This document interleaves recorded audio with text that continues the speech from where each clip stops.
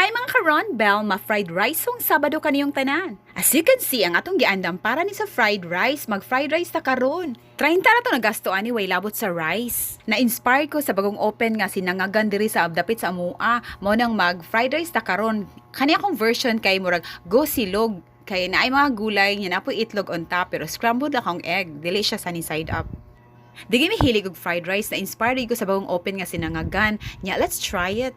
Makakaon ako ani kanang mga naay mga buffet, di ba naman na i-serve nga fried rice, di ba? The earliest record of fried rice is in Sui Dynasty pa, katong 589 to 618 AD in China. Ang popular name sa Chinese fried rice in Peru ug ang most popular variations of fried rice in America kay naa sa Peru kay ginganlan og arroz shofa.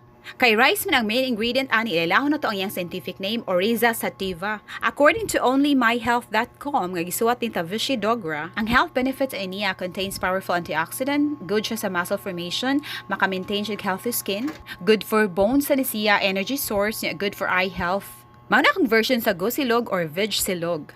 They said ang fried rice para sa breakfast, no, pwede sa lunch or para sa dinner sad. It's up to you. Happy fried rice lunch everyone! Mao kini Ronbel Gums!